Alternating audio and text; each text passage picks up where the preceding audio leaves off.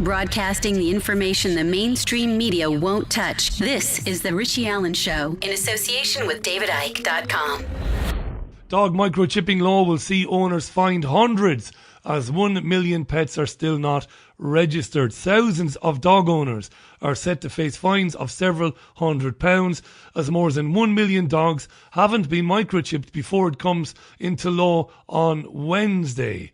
You must register the pooches, says the Mirror. The new measure aims to create a central database listing every dog in the UK, making every pet owner responsible for the registration of their pooch. It's hoped it will reduce the number of dogs being dumped, as well as the lucrative black market trade in animals. Our first guest is standing by to chat to us about this. I'm looking forward to chatting with him. He is he's a very, very, very well-known pro-liberty campaigner who campaigns against mass surveillance in the UK and beyond. You can find him at no-cctv.org.uk. But he's also spokesman for the campaign group Chip Me Not UK. You can find him at chipmenot.org.uk. That's been around about 6 years. It was set up to challenge the government proposals to make microchipping of dogs compulsory. Steve Jolly joins us on the line now from Birmingham. Steve, welcome. How are you? I'm very well, thanks, Richie. Thanks for having me on the show. Great to have you on, my friend. Thanks for coming on. What about those? I'm going to have I've real concerns about this, as much as you do, Steve. But straight off the bat, let's talk about those animal lovers like myself. I'm sure you're an animal lover as well. Yeah. And we get absolutely cheesed off when we learn that people have dumped their dogs. Now, my dog's a rescue dog. She was dumped to the side of the road. What about catching these people who do that? Is the microchipping, is that not a good thing? Well, the way it's been presented to the public is that it may seem like a good idea to lots of people, and it's been marketed as, do you love your dog, do you care for your dog, are you a responsible dog owner, and what would happen if you lost your dog? Surely you'd want to get your dog back. And these are all things that sort of tug at the heartstrings. They're quite emotive issues, and people really love their dogs. We're a nation of dog lovers. I think there are about 7 or 8 million dogs in the UK, 7 or 8 million dog owners.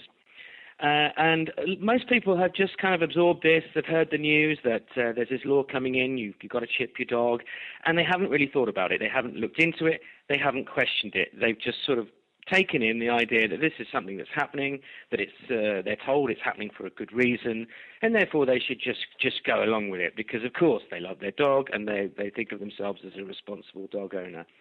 But I think, this is a very worrying piece of legislation. It's absolutely absurd. There's such a lot to this. There's such a lot to discuss. It's not quite as straightforward as people seem to imagine. Yeah, I know it's not, mate, and I'm with you on that. I'm being the devil's advocate there. It is pretty sinister. Our dog, by the way, I'm getting asked on Twitter, she is microchipped. She was rescued in Spain on the Costa del Sol. The vets who worked with the rescue centre, all pups that were given to families and to people like us were microchipped. And to be honest, when we left Spain to travel to the UK, we wouldn't have been able to take her unless she was given all the rabies jabs and she was microchipped. So we didn't have any choice. But I'm absolutely with Steve here. I would not have had her microchipped, but she is, unfortunately. Tell us about some of the sinister things about microchipping, Steve, that we're not hearing or we're not reading in the broadsheet press, and we're not hearing on the BBC. Well, we're only hearing one tiny narrative, which is that this is a good thing and you should all do it and there's nothing to worry about. The key principle here, and this is why it's related to mass surveillance and issues of liberty and freedom, is that this is really, at the crux of it, is a freedom issue. So what we're saying is that we have a government that can order you to implant a microchip inside the body of a member of your family. That's your dog. Dogs are a beloved member of the family. Absolutely. They're loved as much as children. And, we're a nation of dog lovers. Dogs are man's best friend. And we're now suggesting, or it's being suggested to us, that it's perfectly okay for the government to order you to do that simply with an assurance that it's a good thing and it's for the sort of greater good. So what I would say is that a responsible dog owner would decide for themselves. They would think for themselves. They would look into it and say, well, are there any dangers with chipping? Are there any health risks? are there any adverse reactions? Have there been recorded cases where dogs have died or developed cancer? They would look into it and they would say, well, is it necessary? Do I really want to do this? And they would make their own decisions. That's what being a responsible person is all about. It's not being responsible to simply blindly obey an order from a government, which it may be badly thought out. It may be motivated by all sorts of other reasons, big databases and commercial interests from the microchipping industry. A responsible person would look into it and make their own decision. And what we're saying is that people really should make their own decision. And if they don't want to do it, then we think they should sit tight and do nothing. Because when you're not going to get a policeman turning up at your door to check whether you've rushed out on Wednesday. That's really important now. And Steve, I want to come back to that. First of all, I just want to say Twitter has gone crazy on this. We were talking about tax avoidance, and now we're talking about this, and I have loads of tweets for you with loads of really interesting points and questions. But to back up what you were saying, Steve, the Telegraph on Saturday or Friday, might have been Friday last, to its credit, because we hammer the MSM when they do what they do, but to its credit, put a very balanced article on their website about this and quoted extensively from Richard Allport, who our listeners might or might not know is a senior vet, and he owns the Natural Medicine Centre. And Richard says that there is evidence, and it's not anecdotal evidence, there's serious evidence that the chips... Now, we will come to the surveillance now in a minute, and to the deep state and the surveillance state, we'll come to that. But we'll start with health. There is evidence that dogs, small dogs, can have adverse reactions, including death, when they are fed or stitched, these microchips are stitched into them. That's serious, that, isn't it? Well, absolutely. I mean, one of the reasons that the Chip Me Not UK was set up was because we were becoming increasingly aware of the number of cases where dogs had either died or had developed various types of cancer, sarcomas particularly, which are malignant cancerous tumours that develop around the microchip itself. And the doctor you mentioned said that he thought that this was a possible danger, particularly for the smaller breeds, and particularly if done at a young age. But when we have case studies where a bull mastiff died as a result of being microchipped. It developed a 4-pound cancerous tumour that killed it. So, I mean, it's not just a case of be careful at what age you have the procedure done, and it's not just a case of if your dog's a very tiny breed, you might want to think about it. This is a danger and a health risk to all dogs, and it's just not really dependent on body weight. Absolutely. Let me read a few tweets on this. The Order says on Twitter, microchips, even in dogs, is another way of the government telling us what to do. Also, every implant has risks and should be up to the owners. Colm in Dublin says, never cared much for microchips. It's all about getting the kids chip next. Now, we will talk about that. Because Steve has said something very important there, and it's rung a bell with a lot of dog lovers. Our dogs are like our children. And I know people who don't like dogs, they really don't understand that. No, we don't prioritise our canine friends above our children, but we treat them as if they are our children. David Kona says on Twitter, well, that's about David Cameron, so I'll leave that. Paul Jackson says, for the moment, Paul Jackson says, Richie, I have a staffy called Missile, or Missy. It's Missy, not Missile, Missy. I've got to get these glasses changed. A staffy called Missy. She's 13 years old. If she was microchipped, she would have a heart attack. Paul, presumably then, you're going to ignore this directive from the government. Let me know that you are. Zana is in New Zealand, has a holistic vet who advises against microchipping and tells horror stories about the side effects of the microchips. And Karen Kelly is in Glasgow listening to this live and says next they'll have us popping along to get microchipped. Control. A lot of people saying on Twitter, this is about control, Steve. This is about telling you what you have to do. It's further encroachment into your personal space, into your home, into your family life. It is. It's removing choice, it's removing responsibility, and it's removing the ability of people to think for themselves. They've just got to blindly and obediently follow a directive, a government diktat, and that's not what responsibility is about. And, of course, you know, there is a big data element here. At the moment, there are already lots of private databases by the dog chipping companies, and you can in the past you could voluntarily have your dog chipped and have its details recorded. Now that we're being ordered to do this, and of course there'll be a single government database, and we all know what tends to happen with government databases.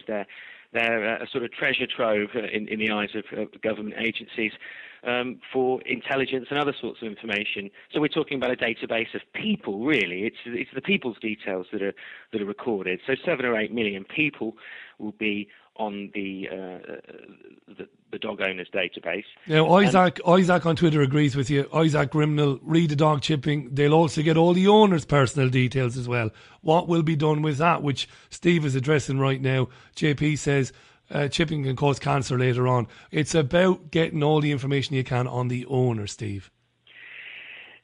Yeah, unfortunately, that's right. I mean, I did an interview recently with LBC Radio, and they were talking about a scheme by Barking and Dagenham Council that it was a voluntary scheme, so we're not talking about compulsion there. But the scheme was designed for dog owners to register not just to get them chipped, but to register the dog's DNA, a sample of the dog's DNA. Now, the purpose of that is so that council dog wardens or council officials can basically go around picking up dog poo that can identify the owner of the dog that left it, and then go and find them. £250 or something. So it's that, that, and of course that will be linked to the government database. Now, responsible dog owners don't allow their dog to foul the pavement and the parks and so on. You can't really legislate responsibility into being. It doesn't really work like that. When you think about that, what sort of mindset, Steve, comes up with the idea to be trying to trace the owner through the poo? I mean, we talk so many times on this program about crimes. When you're a couple of miles an hour over a 10 mile an hour or 15 mile an hour speed limit, and you get fined X amount of money, and we've had these conversations time and time again on the program. For a crime to have occurred, there has to be an injured party. Where's the injured party? It's so insane, this. Gary Dugan tweets, is microchipping part of the nudge agenda to accustomize us to accept microchipping without question? Now, I think Steve's going to come to that in a few minutes. We're going to graduate from talking about our dogs to the normalisation of microchipping, and if that's part of the agenda here as well. Martin Houston asks, can vets remove the chips if people are concerned about the cancer risk? What's wrong with a good old-fashioned collar? And of course that came up in the Telegraph article, didn't it, Steve? Our dog Jazz, while she does obviously have the chip, we couldn't help that. She has a collar and there's a badge on it, and the badge has my phone number on it. What happens is that? Well, I mean, this requirement to microchip your dog, it's unworkable, and it's almost unenforceable. We already had sufficient legislation about dogs that we didn't have unidentified dogs running around terrorising neighbourhoods. The Control of Dogs Order 1992 makes it a legal requirement for any dog in public to be wearing a collar and tag that identifies the owner so you know whose dog it is. That's already a requirement. That wasn't really enforced. Why should we imagine that this new piece of legislation would be enforced any differently? And as an option, if people will say, well, what if the collar comes off?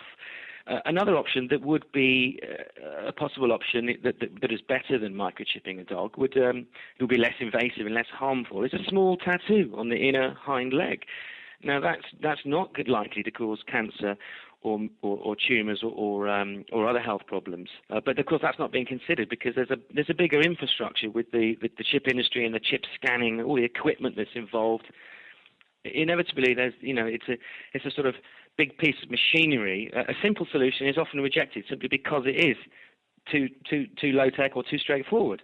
Now, Steve, we're always told we must involve new technology. We've got to use it somehow. It's shoved in there, and we're told it's necessary. Now, you'll know from us being connected on Facebook, you and I, that I subscribe to David Icke's theory about a lot of this inserting technology into our bodies, whether it's our canine companions' bodies or our own bodies, is ultimately to do with changing the biological makeup of us to further another agenda. And I'm not going to ask you to get into that. You might not have any interest in that, or you might not want to go down that road, but I do believe that. But however, that doesn't really matter what I believe. Ultimately, there seems to be a lot of gains here for those who want to do this. Obviously, one of them is money, isn't it? Yeah. One of them is breaking people, because if you can start sending people around to people's houses and start finding them 500, 600, 700 quid at a time, we find it's people on middle or lower income. These are people more likely to have dogs, to have one or two dogs. So one of the gains here is to break people, is to take more and more money away from people. Yeah, unfortunately, that seems to be more and more the case every day. There's new regulations, new legislation that result in a fine, and it seems a lot of it does seem to be about revenue generation. The thing you mentioned about the normalisation, I mean, I would have to agree with that. I would say to people listening, whether or not you agree that there is a chance that the microchipping industry may be eyeing up its next big market, which after dogs presumably would be people, wouldn't it? Yeah. Whether or not that's a concern of people listening, whether they think that that's a bit too far-fetched or not, isn't really the point. It's almost inevitable that it will sort of creep in that direction, and we're already seeing, we're hearing talk of suggestions that we should microchip the elderly Alzheimer's patients, or perhaps children for their safety and protection. So this will inevitably creep in. But first, what's happening right now is that this is being tested on dogs. So, we will see more and more cases of cancerous tumours, and perhaps the purpose of this compulsory microchipping, or something that may come out of it, is that maybe the chip manufacturers will try and develop and modify the chip components or the casing, that there is a sort of a casing around the chip that is meant to adhere it to the tissue, so it can't sort of migrate and move around the body. And it may be that's been causing the cancer. So, this is a huge experiment in microchipping living organisms. We're talking millions of cases, and there are going to be, hundreds, if not thousands, of cases of dogs harmed. And that will obviously be a concern to the industry that wants to expand further. They'll want to be able to give assurances that it is completely safe, and people will need to be convinced of that. So, perhaps this is being tested on dogs. But anyone who has a dog should be concerned. I mean, we're not just a campaign group who decided that this is something we're against. We were contacted, as I say, with loads of cases of people whose dogs had died, and they thought they were responsible dog owners. They thought they were caring and loving for their dog, and they did what they were advised to do by the experts, and they regretted it. And so, we're hearing from people who have already had tragic losses of their pets, but we're also hearing from people now, particularly in the last couple of weeks, people who don't want to microchip their dogs, people who don't see that there's any need. They're worried. They're worried that they might get into trouble if they don't, and they're worried what could happen to their dog if they do. Massive amount of tweets on this. Sharon in Manchester says our dog is chipped. She was chipped before we became, aware of what's going on and the harm and the surveillance aspect of it, basically. Otherwise, they wouldn't have done it. JP in Manchester says, should all UK MPs be chipped so we know where they have been, and also drug tested before Parliament? Would you vote for that, says JP. I think a lot of people listening to this particular programme would basically agree with that. Sean McDonald asks a brilliant question. What about the poo from police horses throughout Manchester city centre? Now, this is a real bone of contention to anybody who lives in South Manchester.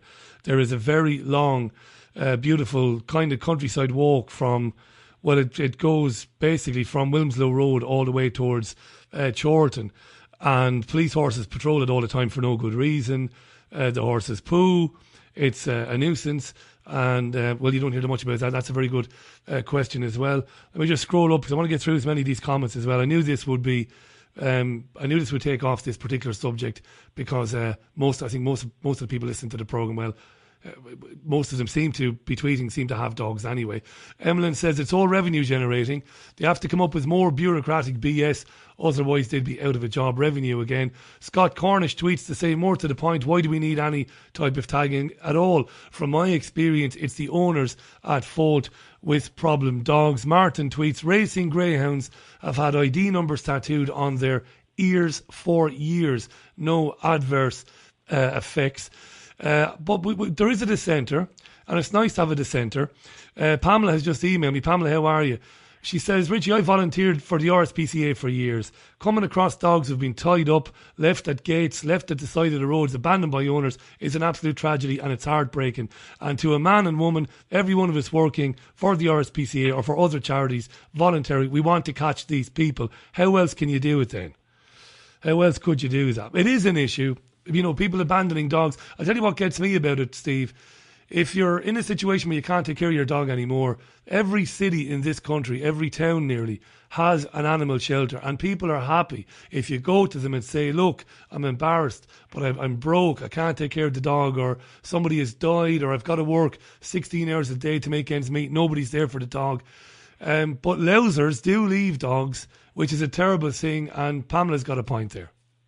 Well, you see, what's happening there is that people are associating the proposed solution with that, with a problem, with whatever problem it may be. So whether it be lost dogs, dogs getting stolen, whatever the problem is, people have, without really thinking about it, thought that microchipping will solve that, and haven't really looked into it, haven't really questioned how it will work. But when you do look into it, you realise it's nonsensical to think this will work. There's been cases where people have had their dog chipped, the dog has been stolen. Now, someone's got the dog, and they've taken it to a vet at some later stage, and the vet has scanned it and said, oh, there's a chip here. And the dog thief has simply said to the vet, oh, we need to update our details, change our address. Simple as. So the address is changed on the chip database, and the thief becomes the new owner. Now, there's a famous case where a guy who this happened to was contacted by the dog chipping database company, saying that we've just updated your details, let us know if there's any changes, something like that. So he was alerted to the fact that somebody had got his dog, that stolen dog, and they had registered the dog as theirs. Now the owner obviously thought, great, I can get my dog back. But what do you think happened? Yeah. The database company said, no, we can't disclose the details of the person who's got the dog because that's against the Data Protection Act. So he went to the police, and the police said, well, this isn't a crime that we can investigate. For some reason, they either weren't interested, or they said they didn't have a legal obligation. And they said, yes, the Data Protection Act does work that way. So you won't get to find out who's got your dog. He even took it to the High Court. He appealed, and he didn't get the dog back. So the whole point of it is people say, I don't know what I'd do if I lost my dog. You'd obviously want to get your dog back, and you assume that this is how you're going to do it. But it doesn't always work.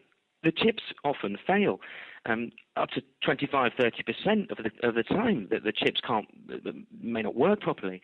Also, they have been known to move around the body. They can migrate from the sort of scruff of the neck to down one of the legs. They can actually move around the body.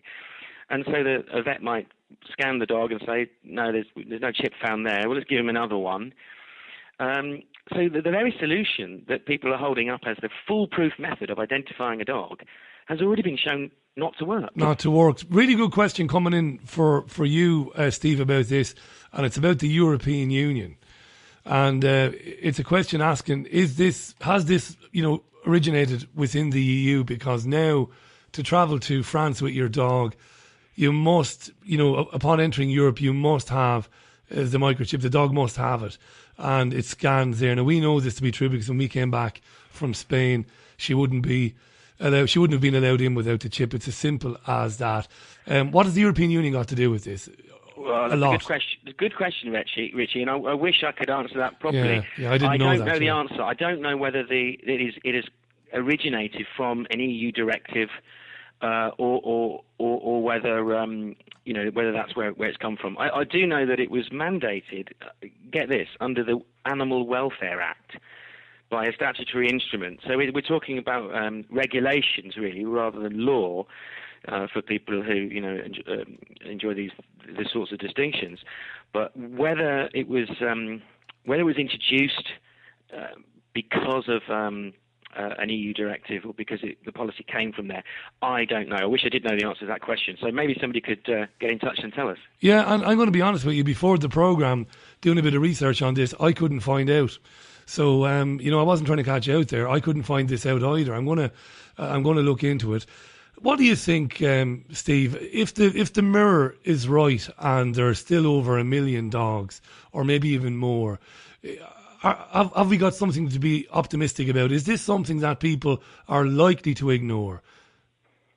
I think it's up to the individual, and I think it should be up to the individual. And I would hope those individuals inform themselves first before making a decision, rather than simply absorbing what they're hearing at the moment. Because obviously the message people are getting at the moment is, you've got to go and chip your dog. It's the law.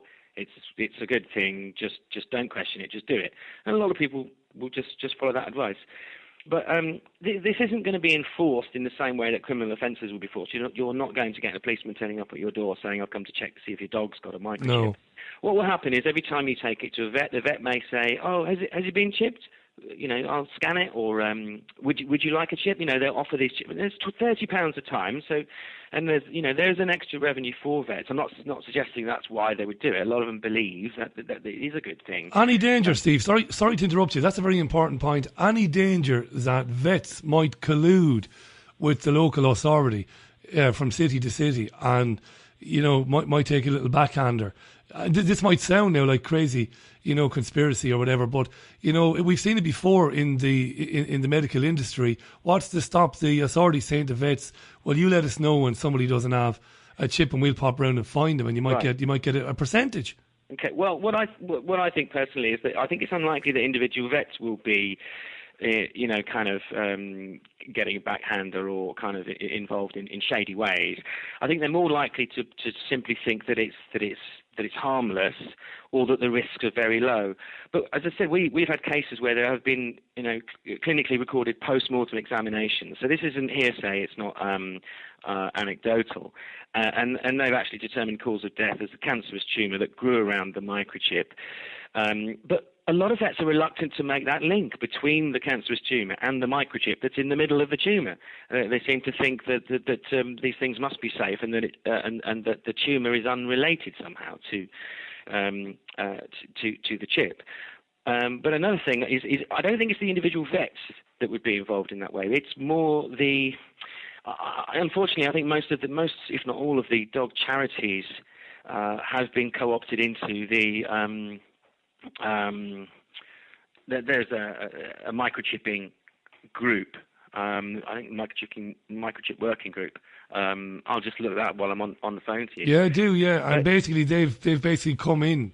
They've come in to go along with the directive, basically. So there's been Microchip Alliance includes pretty much all the. How interesting all the animal charities, so all the dog charities are kind of on board with it. They're on message, so they're speaking together as if they are, this is the body of experts, and this is our advice to you. Steve, I'm going to give out your details. I'm going to ask you to come back on the programme again in the future with Pippa King, and we're going to talk about surveillance. Because it's huge, and there's going to be some big news in the next, in imminent news coming out of this government about surveillance. You can find Steve, by the way, at no-cctv.org.uk, but more importantly, about the dogs, go to chipmenot.org.uk. It'd be very interesting to see what happens in the coming weeks and months as this becomes law on Wednesday. Thanks for giving us your time, Steve. Enjoyed chatting with you. Very important stuff, this. And you, Richie. Thanks a lot. Look after yourself. Bye for now. Steve Jolly on the line to us there from Birmingham.